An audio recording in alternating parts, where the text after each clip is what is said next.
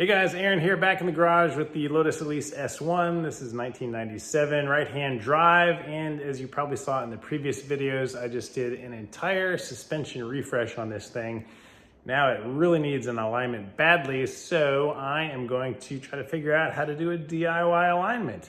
First video I'm going to do is the camber, because if you are doing an alignment, that's the one you want to do first. So that's how in or out your wheel is in that direction. And by doing that first, you can dial in the other components because it should not affect them. If you do your other alignment and then you come do the camber, it can adjust those and you'd have to go back and redo them. So we're going to start with camber. You want to make sure a couple things. You want to make sure that the tires are fully inflated. You want to make sure that you have half a tank of gas is what the service manual recommends, and that you have 150 pounds approximately in the driver's seat and the passenger seat. And that's what they call putting it in the midline, or like the average height as you would normally be driving around in the vehicle. So the way you adjust camber on these cars is with little shims like this. These are the old crusty nasty ones that I took off the car when I was replacing the suspension components. I think this is the stack of them that I took off of the left side of the car. I read that they have a couple different sizes, 1 millimeter and 3 millimeter thicknesses that can go on, and each thickness changes it a specific degree. So the good thing is, supposedly once you measure the camber, you can just calculate how many and what thickness of these shims you need to put on to get your desired camber, and so you only have to do it once. So let's test that theory out. When I posted my videos on the suspension changes, somebody was kind enough to post these recommended settings for fast road specifications, which is what I will be using because I don't plan to track this car, but I do like spirited drive. Again, as I can't really adjust my ride height, I will be focused on the caster, camber, and toe in and toe out. So I'm gonna aim for a half a degree of negative camber in the front, so let's start there. If you didn't watch my other suspension video, this is a good diagram of what we're gonna do. We're gonna have to remove one bolt here, one bolt on the other side to disconnect this main part of the suspension from the hub here, and stacked in between are the shims that we're going to add or take away to adjust the camber. In our case, we're going to add more to get more positive camber. And here you can see that a 1 millimeter shim plate will alter camber by approximately 1/4 of a degree.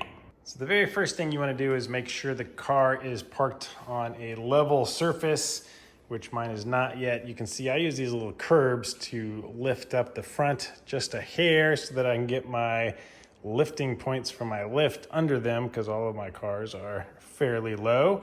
So I'm going to make sure that the rear is setting on one of these, and make sure that your tires are properly inflated, because that can throw off your numbers.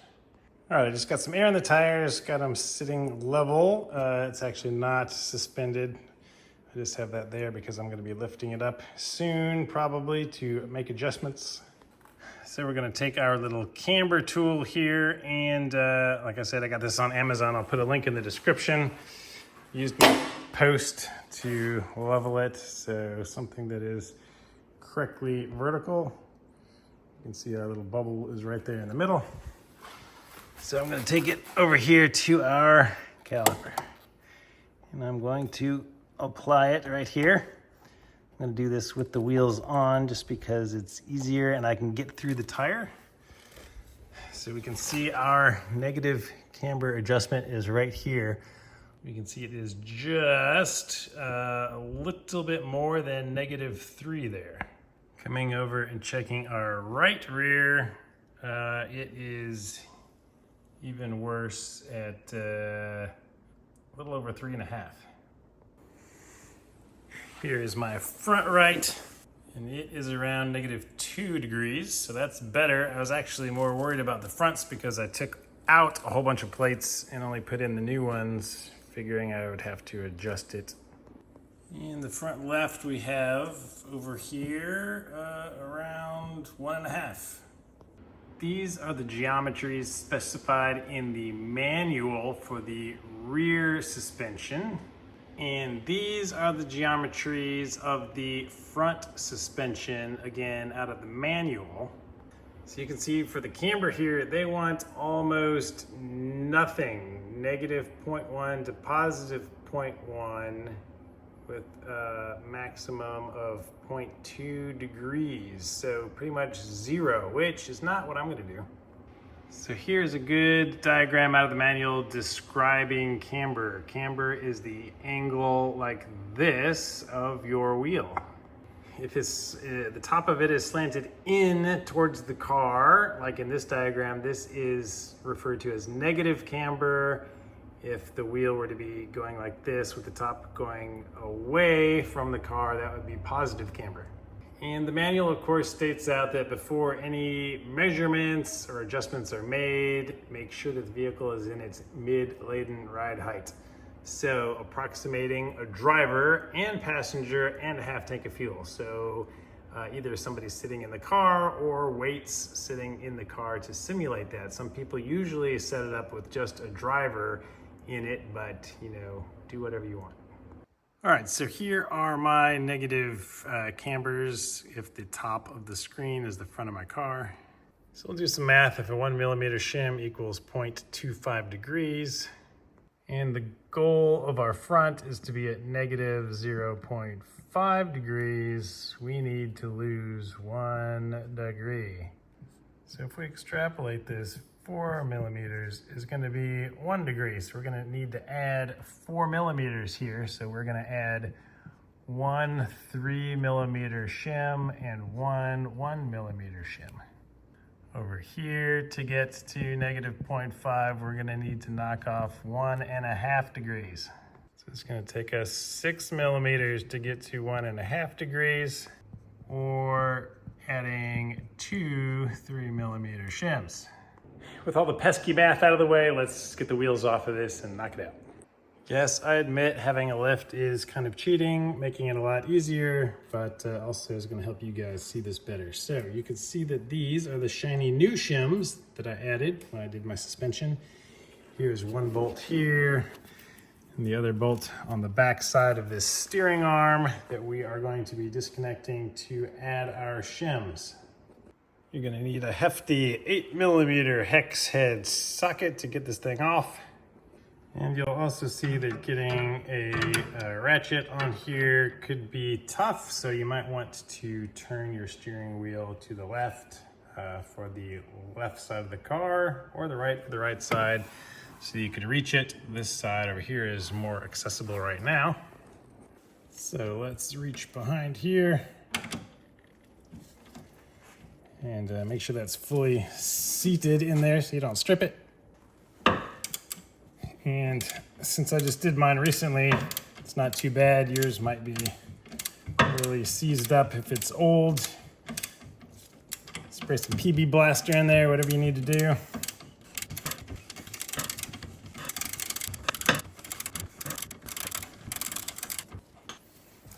All right, nice long bolt. Get that guy out of there. All right, on this side, again, to be lazy, I mean, to show you some ingenuity, I'm gonna use this over here to loosen this guy, just because I don't wanna have to turn the wheel, and show you another option, another way to do it. Although, this might take too long to be worth it. Oops, you just missed it, but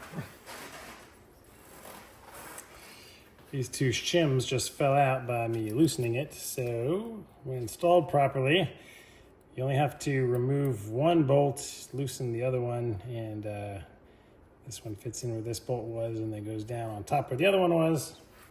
Here you can see a difference with my original old style shims, where it has a hole, so the bolt has to come all the way out. So this will obviously go on the side of the bolt that I took out, and these can drop in on the bolt that we are only loosening. So I have a 1 millimeter and a 3 millimeter. So I'm gonna add them to my new ones. And one other thing is you wanna make sure that the The side of the shim facing the back of the rotor is going to be touching your aluminum hub here. So you want to put Duralac on here. So Duralac between this and your hub. Another difference in the new shims that I received with my kit from Elise Parts is that they are a little bit longer and a little bit taller than the old ones, but that's fine. It's just the thickness that matters here. Okay, I stopped being ridiculous and just turned the wheel so that you can see this better. This is where our shims are gonna go. Got a big stack of them here, and the top of this wishbone is kind of in the way a little bit.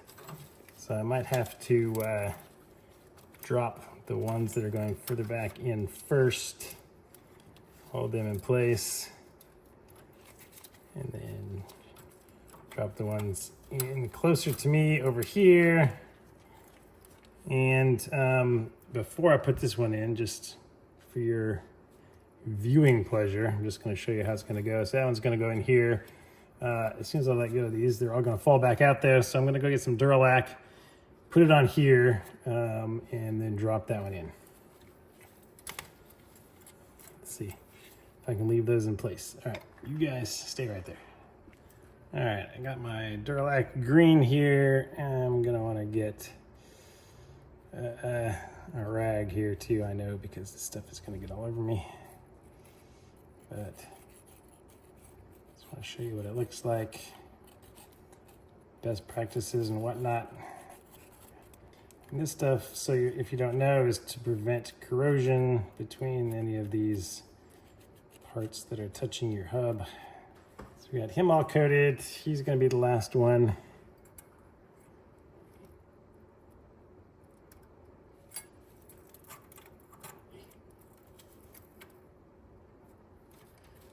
All right, let me try to do this carefully without getting it everywhere.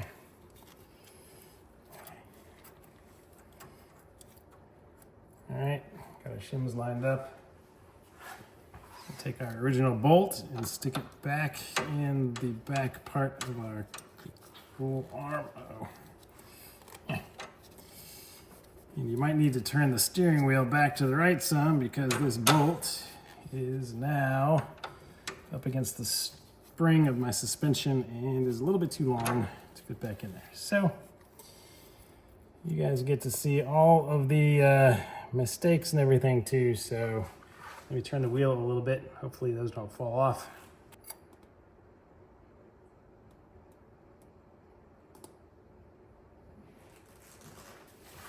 Ooh, how do we do? All right, they're still there. Let's see. All right, now I have clearance for my bolt. Line these guys back up. Get my bolt started through them.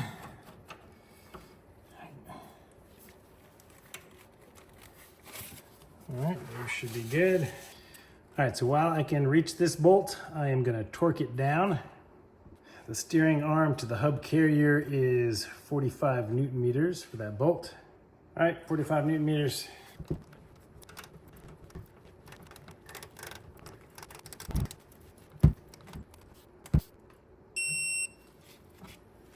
All right, now I'm gonna rotate the wheel back to the right so I can reach the other one and torque it down to 45 Newton meters.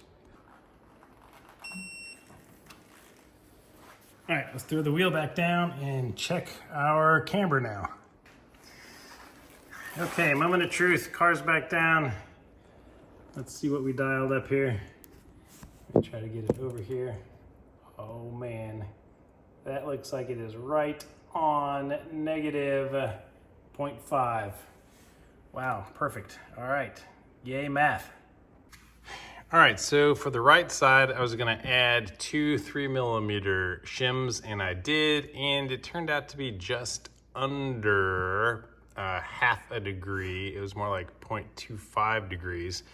So in the spirit of learning, I did some more research, and I found that some people say that 1 millimeter is 0.3, so a little bit more than 0.25. So for this one, 0.25 was dead on. So for this one, it was closer to 0.3. So I think it's somewhere in the middle. So I think there's a range there. So for this one, I ended up taking out a 3mm spacer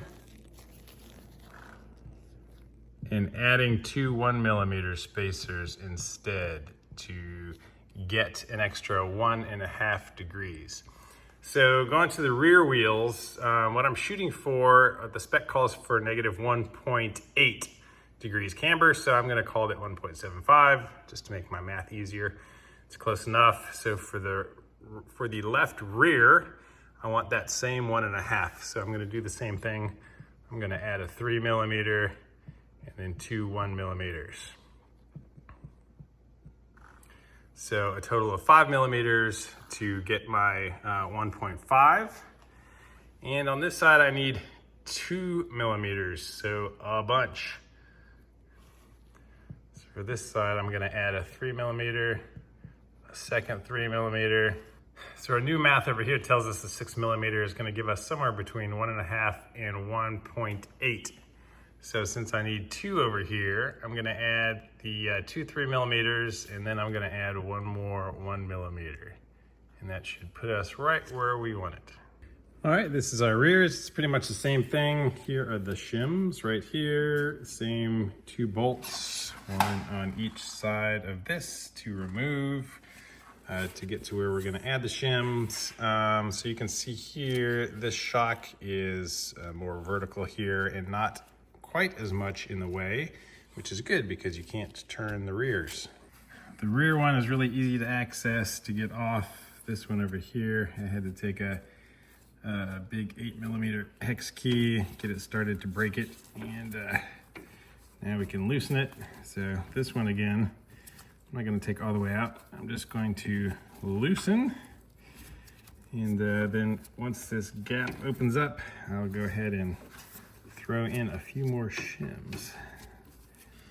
I think all that stuff is nice and corroded together. Let me just push on the back of the bolt a little bit with the tool. There we go. Got it separated a little bit.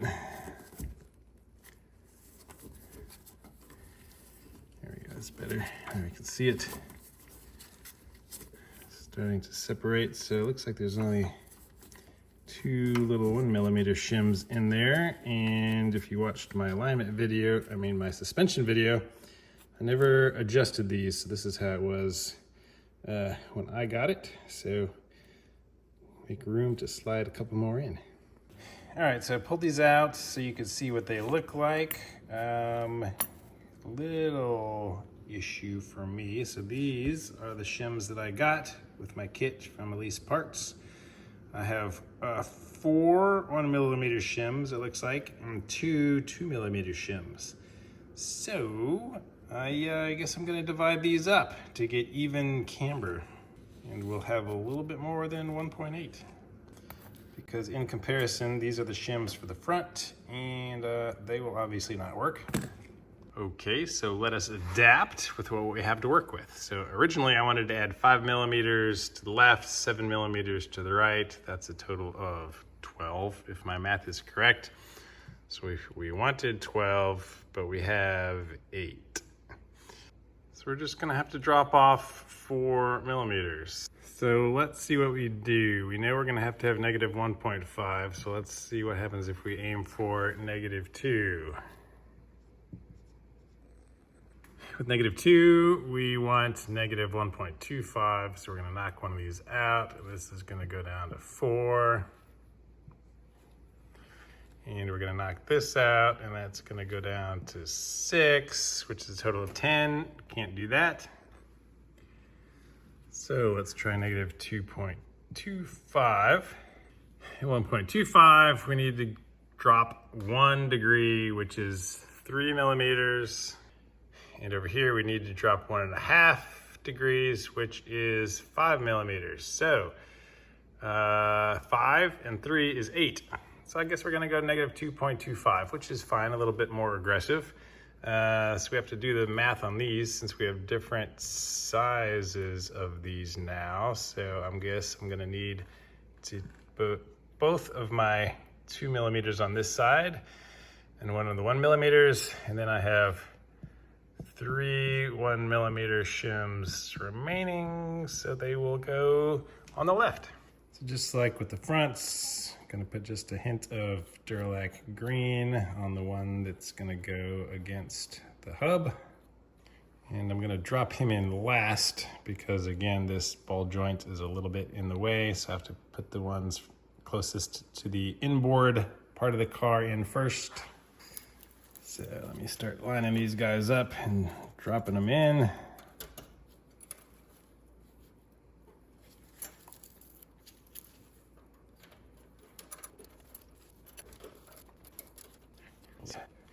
Reach across and get our gooey guy. Drop him in last. Take the bolt from the other side. Line all of these slots up so the bolt can pass through. Take some tinkering to get through all of these.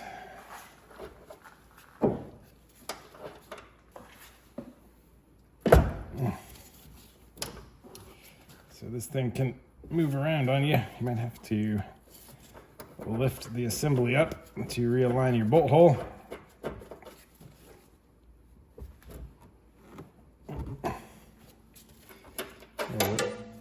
It'll rotate around the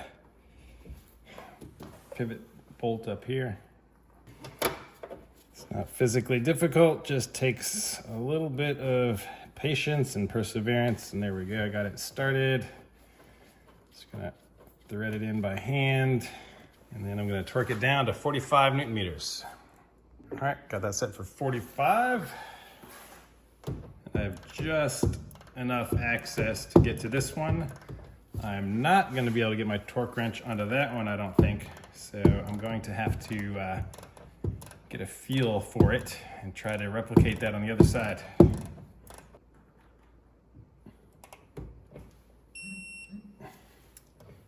All right. And then torque down that one. All right, pro tip for you, tighten that one as snug as you can before torquing this one down, because if you torque that down first, that's gonna be really hard to turn and you're gonna have not much access to rotate it, so it's gonna take you forever. All right, moment of truth over here on this side. Let me see if I can get the camera under here. And we are at, I would call that 1.8 degrees, which surprisingly is exactly what we were aiming for in the first place. And I thought we were gonna end up at 2.25. So apparently in the rear, it takes less millimeters to adjust degrees of camber. So since I like to learn as I go, let's see, we started out at negative 3.25 and we ended up at, we'll call it negative 1.75 to make the math easy. So that is 1.50 degrees of camber that we changed with 3 extra millimeters. So that tells me that it was closer to 0.5 degrees for each millimeter camber plate in the rear. So we'll see if that happens over here. If it does, let's, I have not done this yet.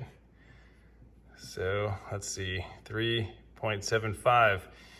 If we end up with the same on this side of 1.75, which I don't know if we will yet, that's gonna be 2 exactly degrees difference, and we're saying we're gonna add 5, so that would be actually 2.5 degrees if we do that.